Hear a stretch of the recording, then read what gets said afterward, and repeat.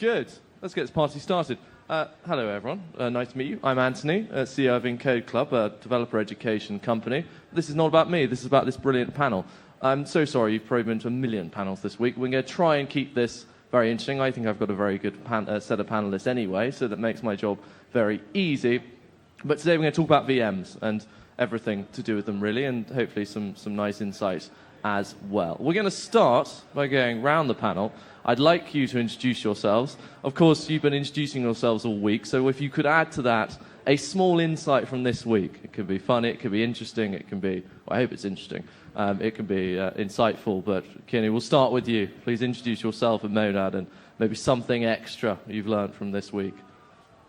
Hi, everyone. Keone Han, co-founder of Monad. Monad's a performant EVM layer 1 that's introducing parallel execution, a new database, a new consensus mechanism, and generally accelerating Ethereum and the EVM. I think the exciting thing for me this week was just seeing the level of excitement about Ethereum 3.0, quote unquote, and the desire for faster block times and faster finality. Awesome. Rahat, please. Hey, I'm Rahat, developer relations at Movement. Been here about a few months. I guess a cool thing I've come to realize from this week is that there are people building apps. You just need to figure out who to talk to.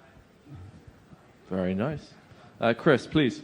Hi, everyone. I'm Chris Zhu, the co-founder and CEO of Sonic SVM.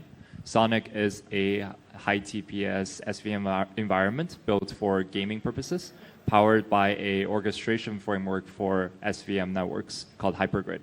And we've been building this for the past year or so on top of Solana.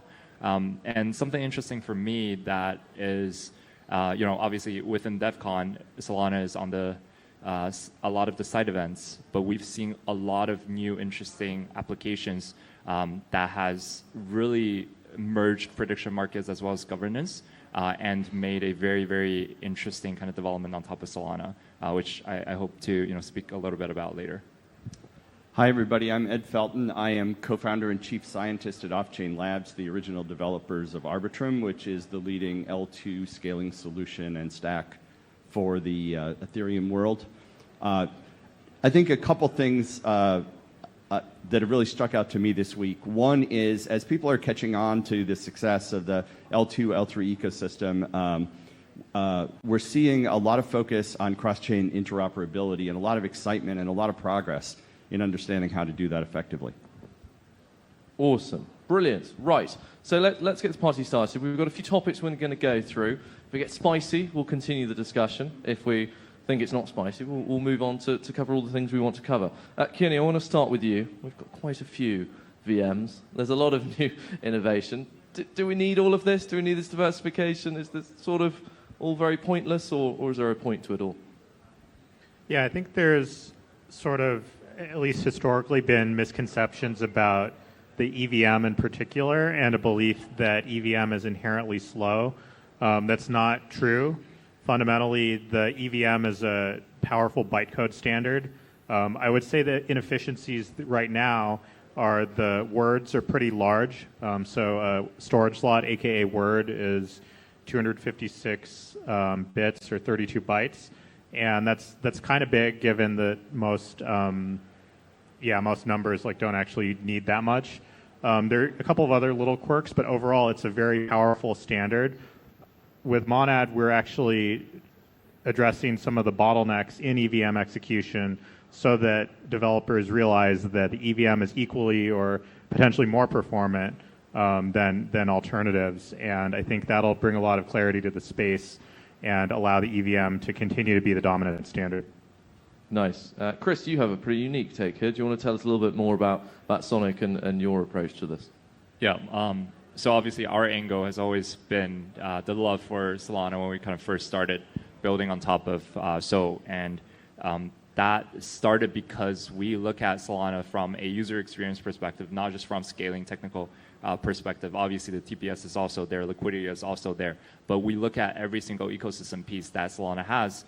And I would actually argue that from our perspective, it's won a lot of the application games when it comes to trading, when it comes to betting, and a lot of the recent social apps and memes obviously coming from the chain. So really, I think as a developer, you should ask yourself, what am I looking for? Is it a really, really cool and really fast execution environment, or is it an ecosystem that has all of these matching pieces that really supports the entire chain as its kind of upward trend?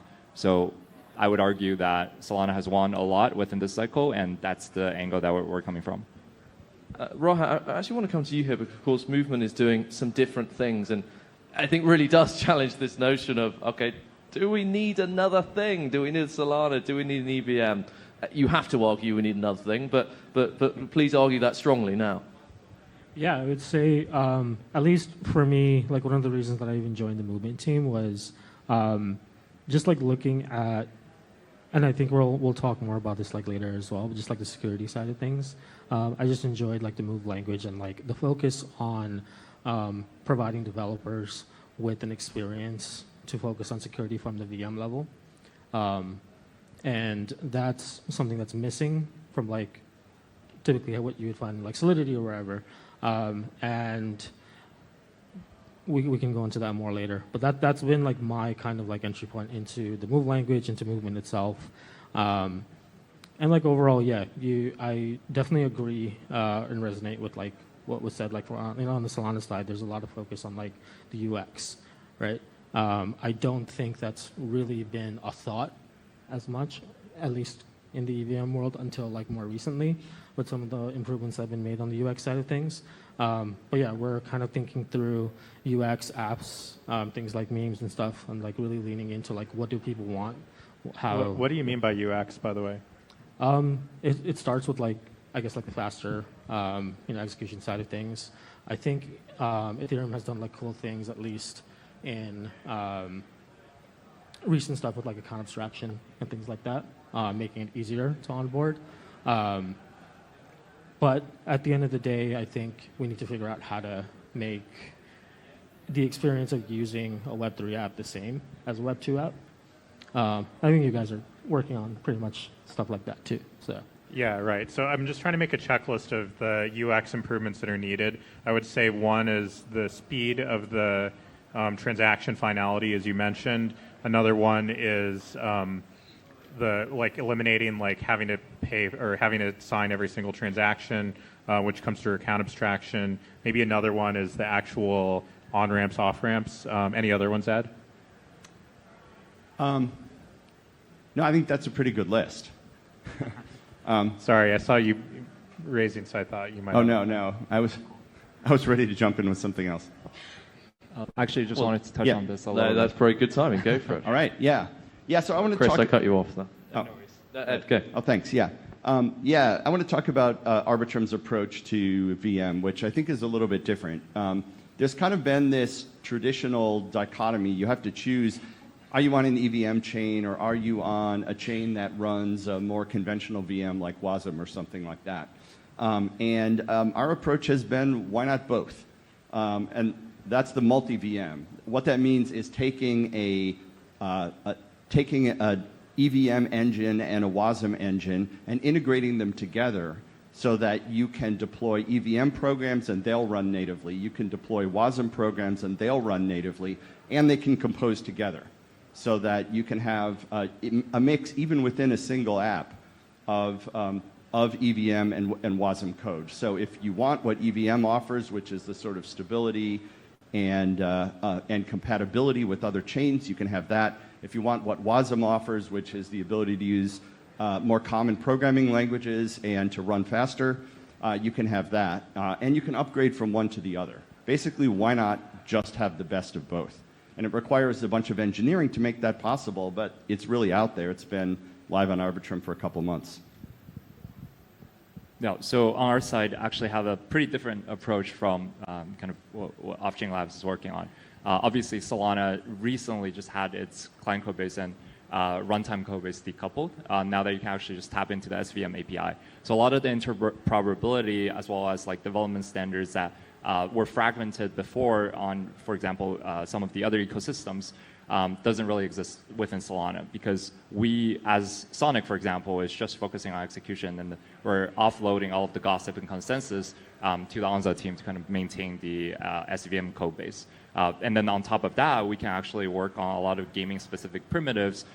For example, gaming is read-heavy, so we can have sidecar services to just index all of the archival data, such and so forth. And then we can focus on specific use cases for consumers, as opposed to just focus on scaling and then kind of creating alternative VMs, but allowing Solana itself to just run and improve the virtual machine as a giant ecosystem. Awesome. So we've already got some discussion going, which is brilliant. I knew I had a very good panel.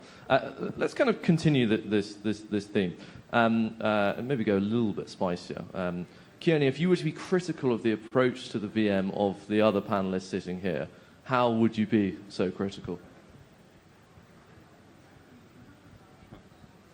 I think the biggest thing is the vendor lock-in effect.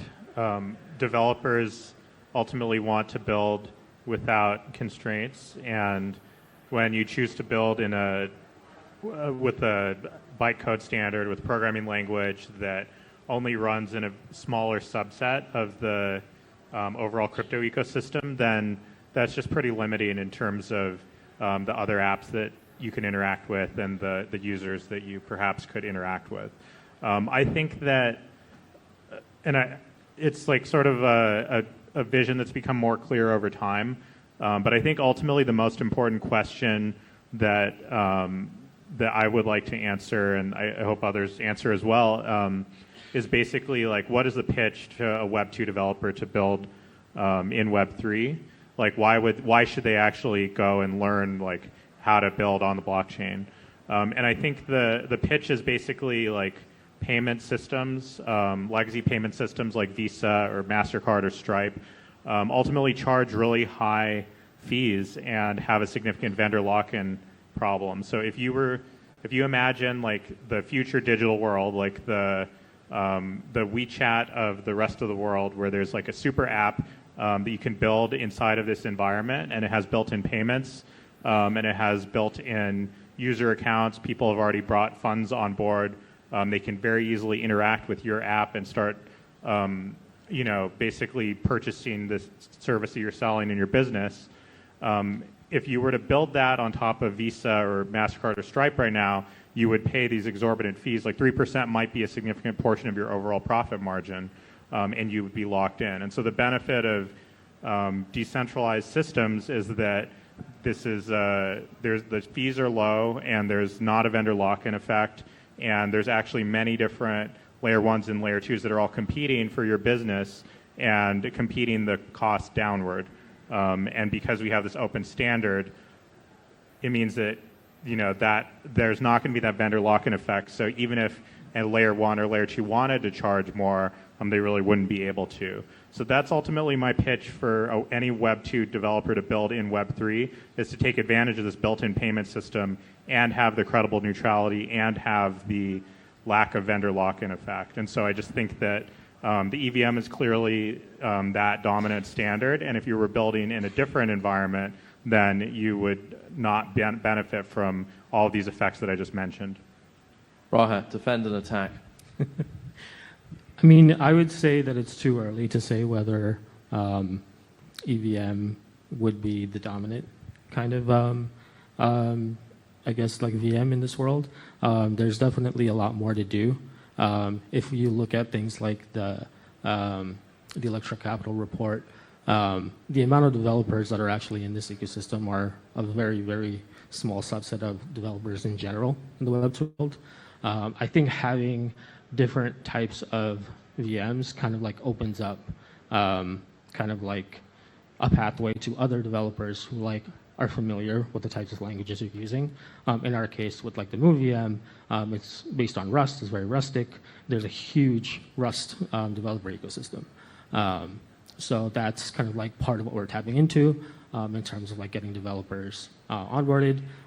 This is like, if you decide to learn the Move language, it's already very similar to existing language with a lot of great resources.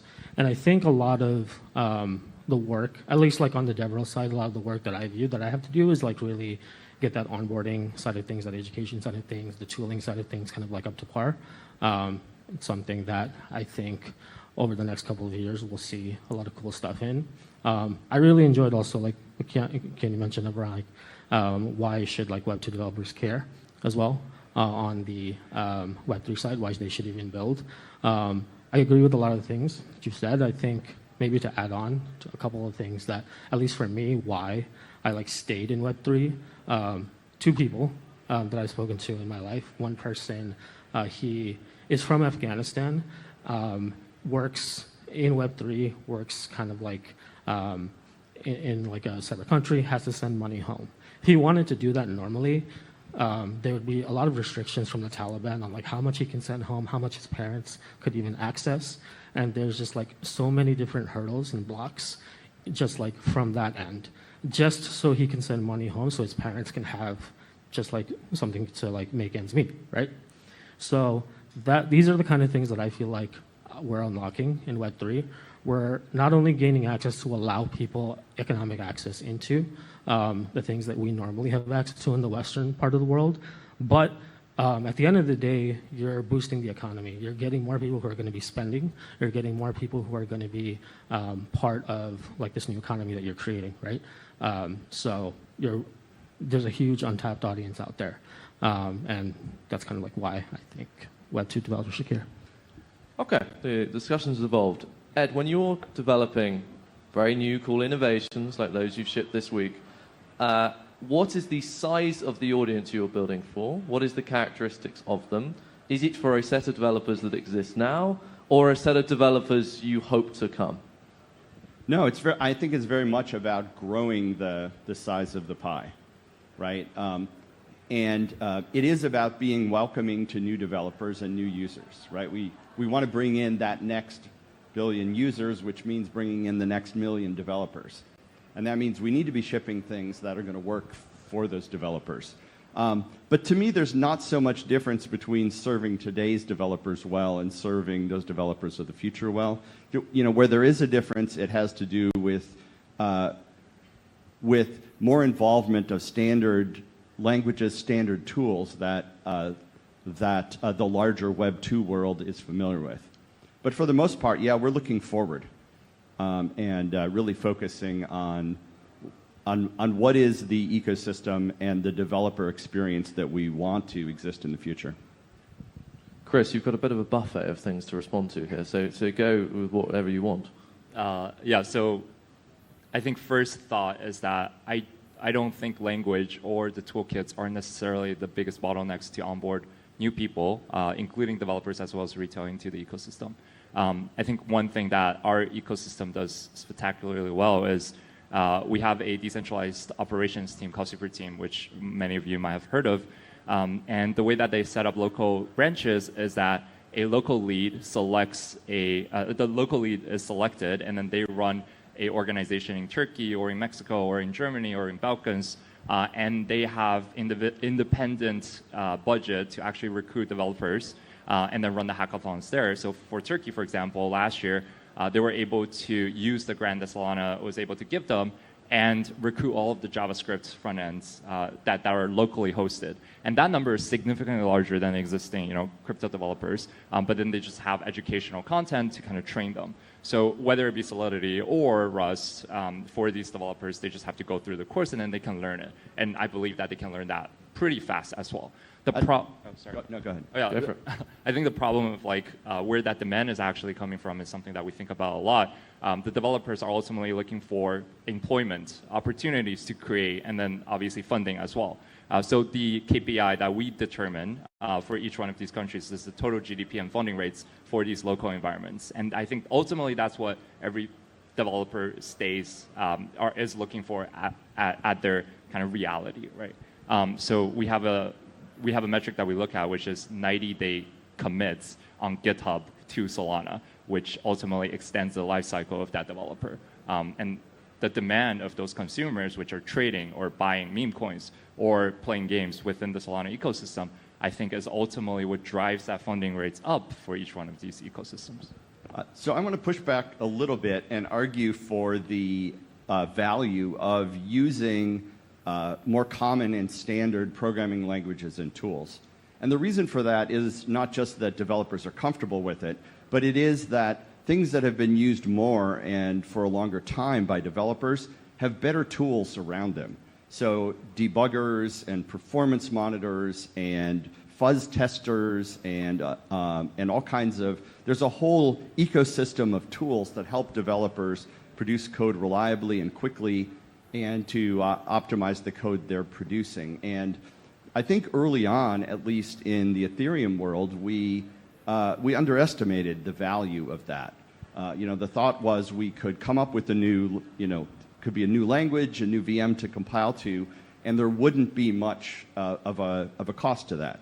There are reasons for Solidity, there are reasons for EVM that make sense, but I think also you make sacrifices when you do something that is less standard, because the enormous amount of work put into supporting developer tools and building a good developer experience in Web 2, I think really pays off when you can keep developers within those ecosystems.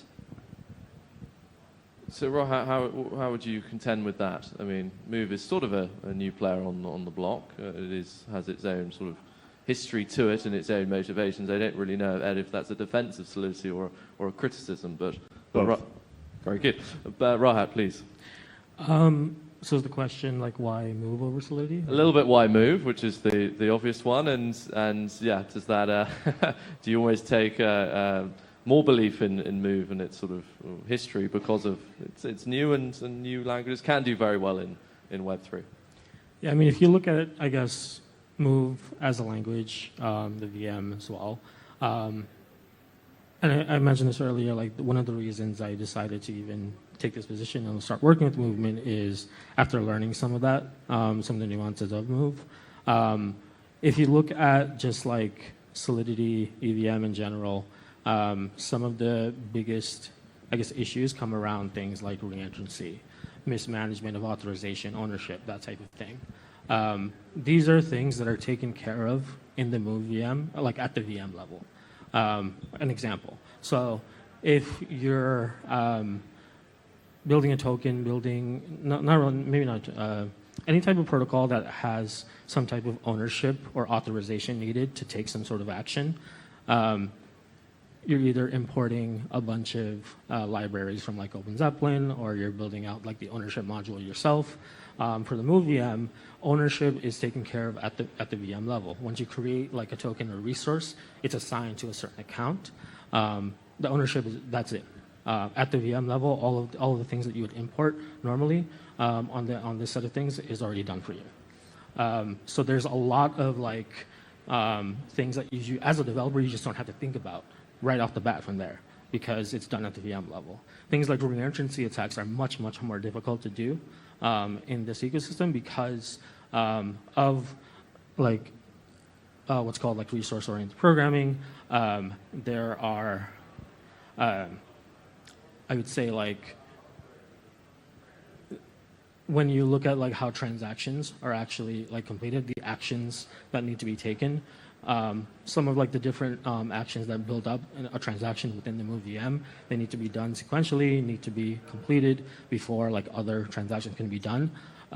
We also have this concept of like atomic transactions. So like once you have things like the way a reentrancy attack would work was like you send some funds, you do some interaction that maybe send some funds to like another contract, and you like exploit a little bit of like that interaction before an update on like the actual balance or anything happens.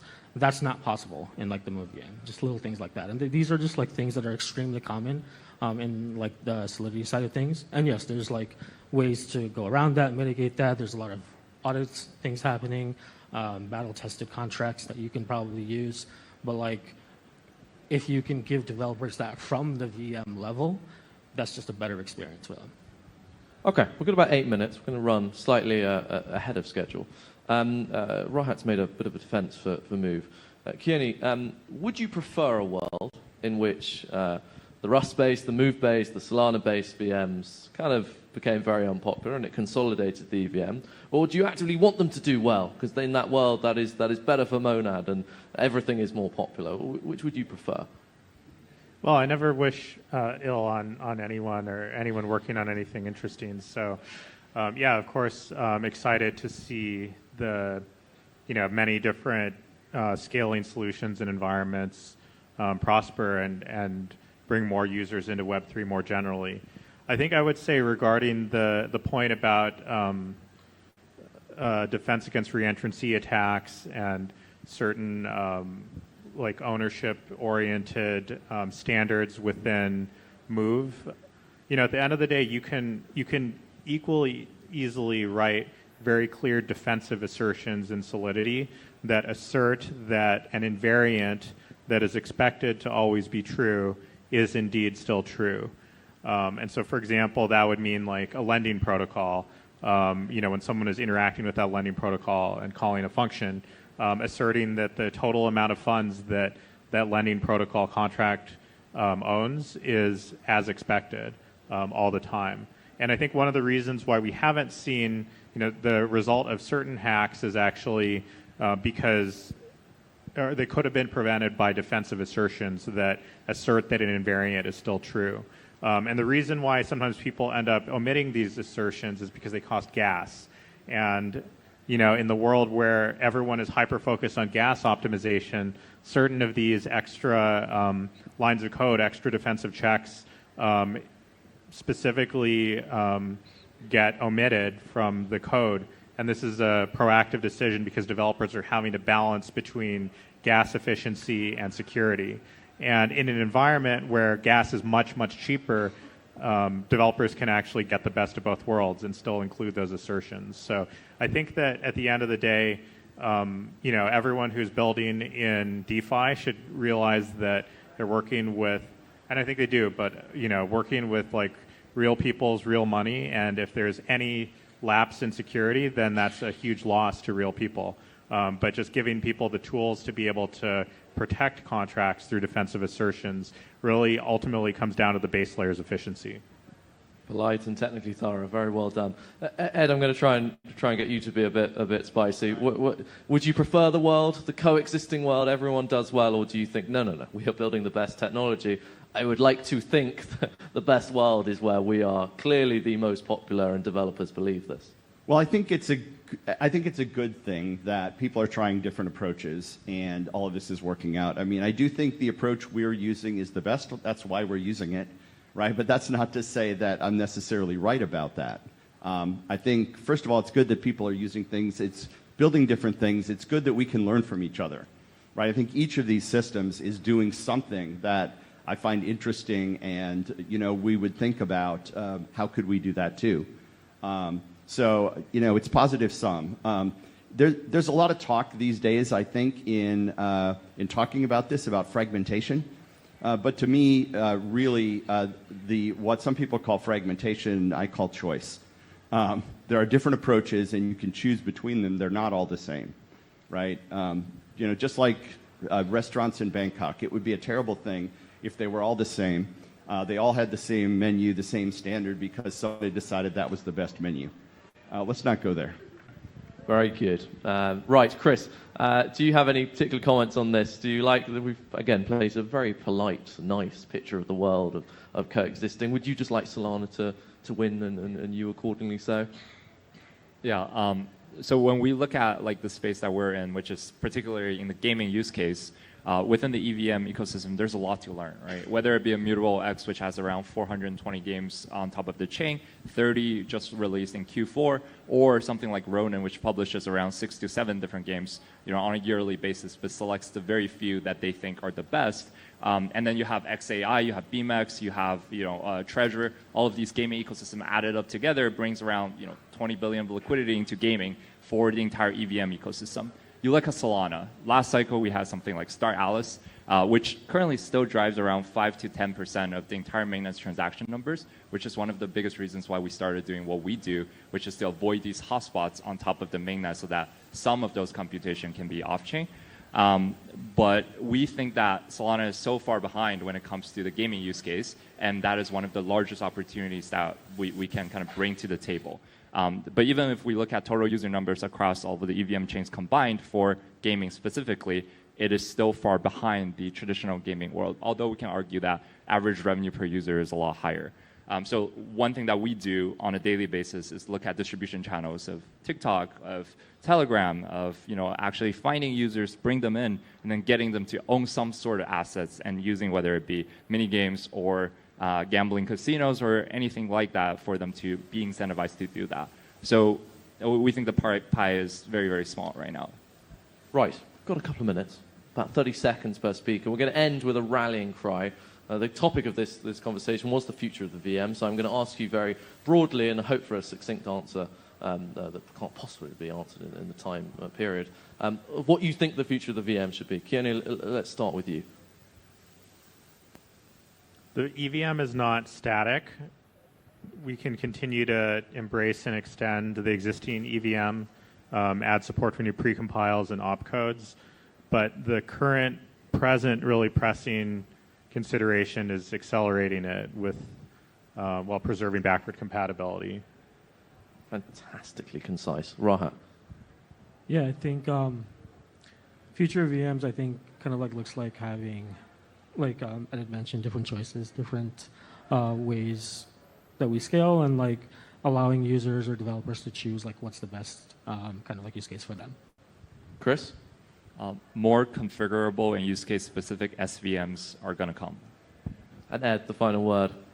I think we're going to continue to support what we support today, but I think in the future more and more we'll be moving to VMs that have more in common with the VMs used in Web 2 and in other parts of the computing ecosystem. Right, we smashed it. Thank you very much, guys. Thank you.